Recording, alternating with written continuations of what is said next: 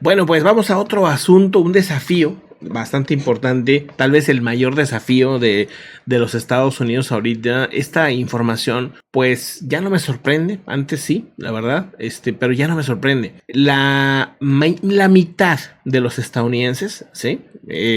Está relacionada, ¿sí? O está apoyando a grupos radicales, a grupos extremistas en Estados Unidos. Sí, la mitad de la población. ¿Estoy mal? Sí, ¿no? Nada más, no, ¿La mitad? No, nada más la misma cantidad de personas que los veteranos, civiles, que los veteranos. Okay. Yo pensaba que la mitad de la gente, ahorita que me dejaste, que me estabas diciendo tú me estabas dando el ejemplo de la mitad. Era un ejemplo. Ay, no. Yo me había sorprendido y dije, no me sorprende, pero, ok, entonces, ¿cuánto porcentaje? Dice, los veteranos apoyan a Antifa, la abreviatura antifascista, en un nivel más bajo que la población general, con un 5% en comparación con el apoyo de la población general, que es el 10%. También apoyan los grupos supremacistas, en un 0.7% en comparado con el 7% ¿Pero qué nivel general. Dices? Continuando con esta tendencia, el 4.2% de los veteranos apoyan a Proud Boys, que se separan en muchos, pero si le suman, pues ya va siendo una cantidad más grande. Apoyan a Proud en comparación con 9% de la población general. Además, el 13.5% apoyan a las teorías de conspiración de QAnon, mientras que la población general en un 17%. El 28.8% de los veteranos creen en la teoría del reemplazo, en comparación del 34% de la población general. La cuestión es que ser veterano no significa que pero ¿por qué iba a significar eso? O sea, no, eso a mí no me sorprende. A mí lo que me sorprende es la cantidad de personas. Aquí dice un 28% dice cree en la, o sea, 28% que cree en la teoría del gran reemplazo. O sea, no sé. O sea, 17% dice apoya la necesidad de la violencia política. O sea, es casi el 20% de la población. O sea, sí se me hace muy grande. Ahora, que los veteranos, ¿por qué iban a ser especiales en ese sentido? O sea, ¿por qué no iban a apoyar grupos extremistas? Digo, son... No creo que, o sea, yo no creo que deban de apoyar ni grupos extremistas ni grupos liberales, pero deberían de tener como un punto medio. Sí, pero ¿por qué? O sea, ¿por qué los veteranos iban a tener un punto medio? Bueno, los militares en general. Ajá, sí, no, pero no, eso no pasa. Pues digo, son gente, son población igual que todos. O sea, igual pasa en Alemania. O sea, en Alemania hay un montón de soldados alemanes que son con tendencias extremistas, que los están... pues ahora detectando para identificarlos, porque estuvieron a punto de hacer un golpe de estado en Alemania. Lo mismo pudiera pasar en Estados Unidos. Ya aquí les hemos contado algunos casos de ataques a latinas o latinos, ¿no? Soldados, por grupos de soldados ultras que están dentro de la misma Armada de Estados Unidos. Entonces, si hay dentro de la Armada de Estados Unidos, ¿por qué dentro de los veteranos no iba a haber, no? O sea, bueno, de hecho, según este estudio, dice, los veteranos suelen ser objetos de intentos de radicalización por parte de grupos extremistas. O sea, básicamente los buscan.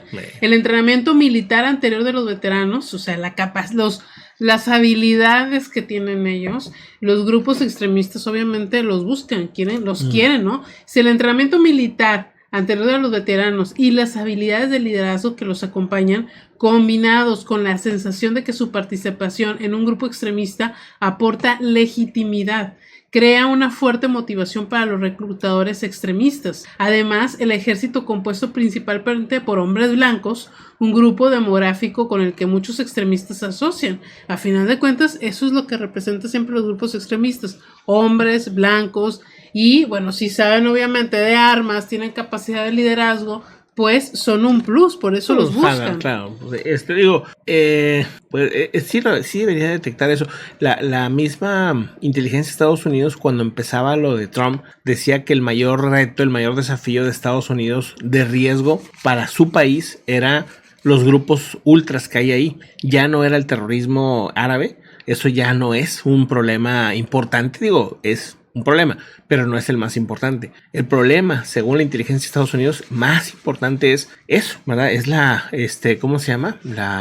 Los grupos ultras de Estados Unidos, que están creciendo impresionantemente, y que cuando llegó Trump crecieron mucho más, y que ahorita si llega DeSantis o llega Trump otra vez, pues obviamente se van a hacer. Y no nada más los de ultraderecha, también los de ultraizquierda, porque siempre que hay alguien radical, surgen grupos radicales, ¿verdad? O sea, se detonan, ¿no? Ante el radicalismo se detonan. Y puede ser que Trump haya sido un radical más como, pues de...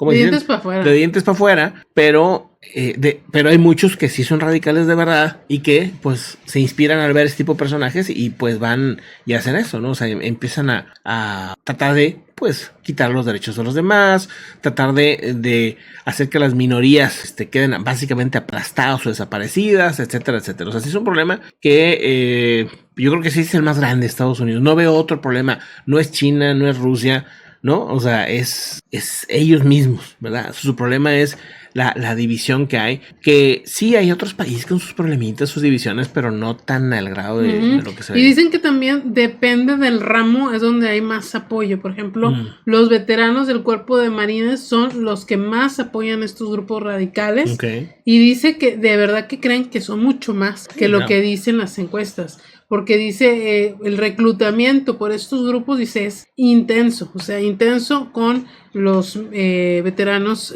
blancos hombres. Vamos a otro asunto importante. Miren, bueno, entramos a lo que está pasando con Chile, ¿no? Lo que le han llamado al Chernobyl chileno. Al menos 100 personas habrían resultado intoxicadas por la contaminación ambiental. Dice, al menos 100 estudiantes de la localidad costera de Quintero en Chile habrían sido atendidos por este tema, ¿no? Intoxicaciones relacionadas a la contaminación ambiental. ¿Esto está sucediendo por alguna empresa en específico? Hay una zona industrial ahí donde hay docenas de termoeléctricas, petroleras y plantas químicas que están pues echando a perder la calidad del aire en toda esta zona y que ya ha sido advertido por las autoridades pues que reduzcan sus emisiones.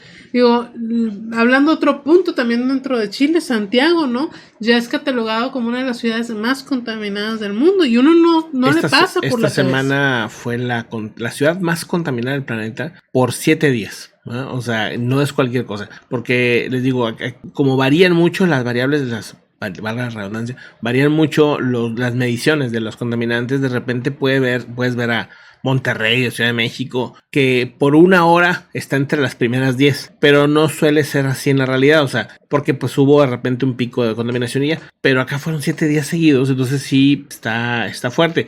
Ahora, esto que está pasando, esto del Chernobyl chileno, ¿no es en Santiago? Es en esa zona que dijiste tú, Quintero. En Quintero, okay. En Chile es donde está ese corredor industrial. Y dicen, por ejemplo, que esta contaminación excesiva, o sea, ya está contaminada. Claro. Pero esta contaminación excesiva empezó ayer en la noche. Empezaron a monitorear porque empezó a haber un olor extraño y pues derivó de hecho una declaración de alerta ambiental por hidrocarburos no metálicos en suspensión en el aire por parte de la Secretaría Regional Ministerial de Salud de Valparaíso.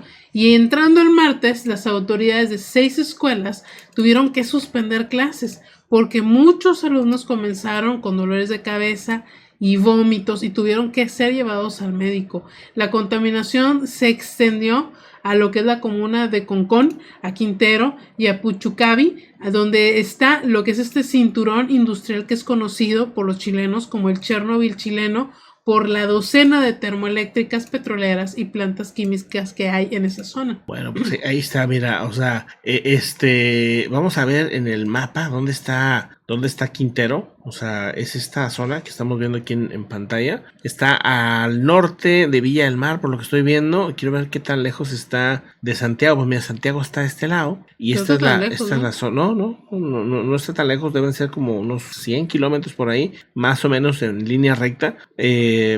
Quintero, ahí está, en costa, fíjense. Y acá Santiago de Chile, pues una ciudad que últimamente también ha estado altamente contaminada, ¿no? Ahí lo estamos viendo. Bueno, pues recibió ese nombre en el 2018 por los de Greenpeace, porque en el 2018... Lo de Chernobyl chileno. Ajá, lo de Chernobyl chileno, porque en el 2018 hubo un evento donde 600 personas tuvieron un ataque de vómitos de sangre, dolores de cabeza, mareos, parálisis de las extremidades y unas ronchas en la piel, y se dieron cuenta que tenía que ver con la contaminación que están emitiendo estas industrias. Entonces, Concón, Quintero, Puchuncavi, esta parte de las comunas donde está el cinturón industrial, ¿no?